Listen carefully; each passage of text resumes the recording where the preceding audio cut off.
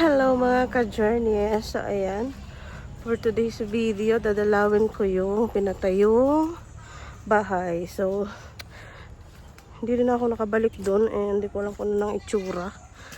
So ayan yung attire natin, oh. Nag-boots tayo. Kasi nga, panay yung ulan. And baka ma-slide pa tayo. So nag-boots na para hindi tayo makagat ng ahas. Tsara. Nagmajurit. Bato na lang yung kulang. Yung pag ganon-ganon ng majurit. Oh. So, dito ako dadaan. Papasok kasi yung pinatayang bahay. Dadalawan ko baka baka naging gubat na yun.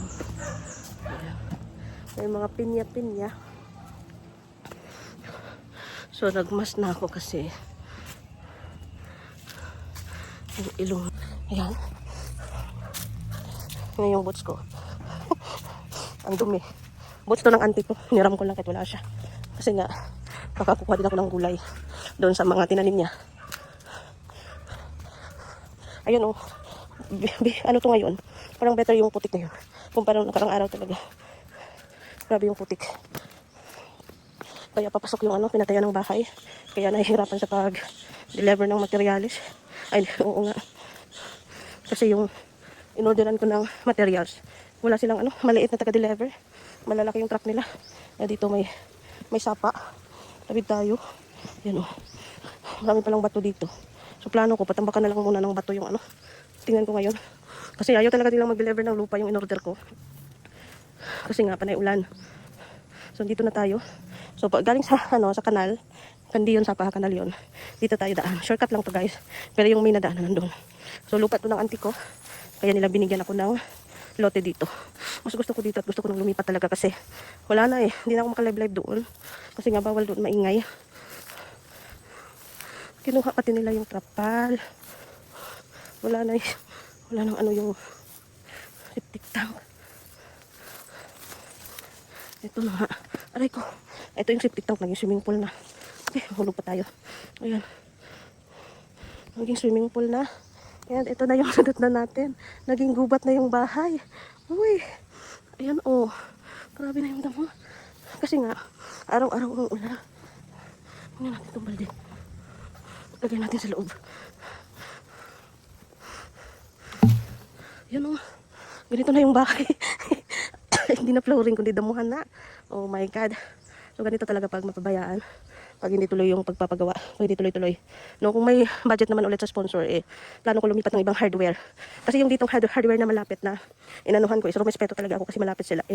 Kaso nga, wala silang maliit na truck na makadeliver. Kasi kung may maliit na truck, makadaan sila dito.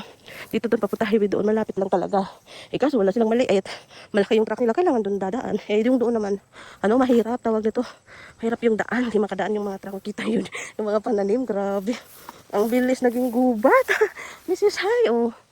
Hala. Kailangan ko na naman ipalinis to. So, ayun na yung plano ko. Pag may ang tubig. Walang hiya. Ilagay lang din. Ito yung tubig natin.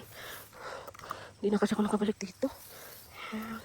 Ito yung sa bagawin ahas na to. So, ayan, oh. Grabe na. Naging gubat na. Madamo na. Kailangan ko na maipalinis ito ulit. At ito yung sobra na hollow block. At doon, yung lagayan ng materials. Wala nang materials na iwan doon. Ubus na. Nandito yung graba. Ayan. Ito yung naiwan na. Ito, hindi pa nakunan to eh. Dito lang yung nakunan. Oh. Naubos. Pero ito, isang kubiko to. Wala pang kaltas. Wala, di pa nakunan nila. So, ganun ka yung Ang bilis. Ang bilis naging gubat yung natin. Bahay. So, wala tayong magawa. Kasi wala naman tayong pera. Nagkataon din may emergency sa sponsor. Kaya napastop talaga yung pagpapagawa. So, ipapalinis ko muna to kasi nakakasad tingnan. Ganito yung itsura. Maghanap ako ng tao. Din yung plano ko. Maghanap ako ng tao kasi nga binalik yung pandeliver ng lupa. Magpapahanap ako ng mga bato-bato dyan sa gilid. So, may sapaw kaya doon. Yung mga bato-bato na itambak dito para makalas na yung sa lupa din, yung lupa doon. Yung na sa pagbutas ng septic tank ipapapasok ko. So kailangan ko puntahan yung taong gagawa. So ayan, oh. Grabe. Ang bilis naging madamo.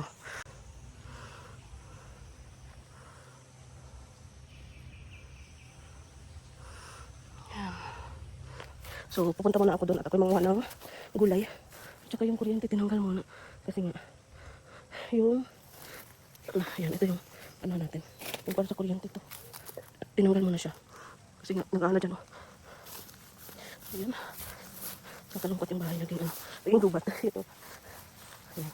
So, punta muna tayo, mga tayo ng gulay doon sa tanim ng auntie ko. Saan kaya? Yun.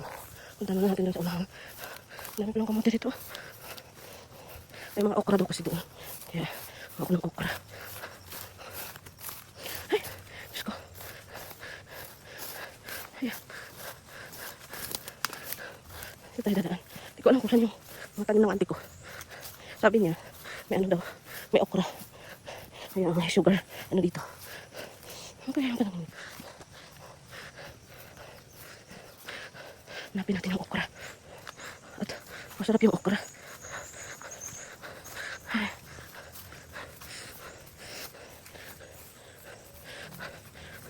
Init. Dito din may mga bato-bato. Pwede kayong kunin to. Para ipang ano, tambak doon. Kanina kayang bilangay ito. Dito tayo. Para, eto. Okay, may puno ng durian. Saan yung okra? Dito yung kumukuha ng auntie ko. Ng ano? Ayan o. Daming takway.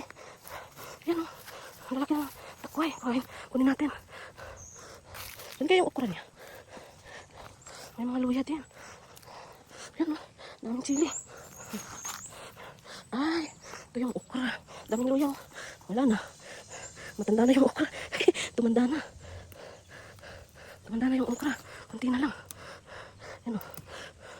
Kunti na lang kasi nga matagal siya din nakabalik dito. Ayan, nag-ano kasi siya. Nagtrabaho.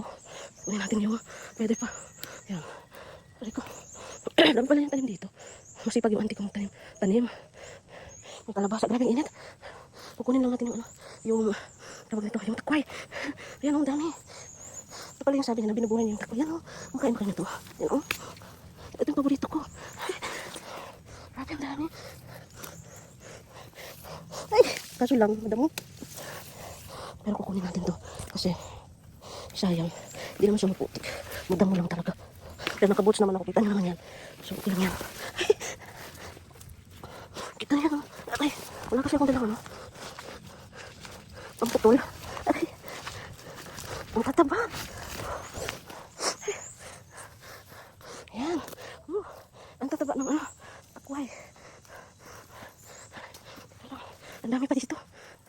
Ayan o. Teka lang. Maghanap ako ng lagay ng cellphone. So ayan guys. Andito karami yung kuha ko. Yung takway. Sarap to. Lutuin ko mamaya. Ay, kakahingal. Yung atay ko. Boots.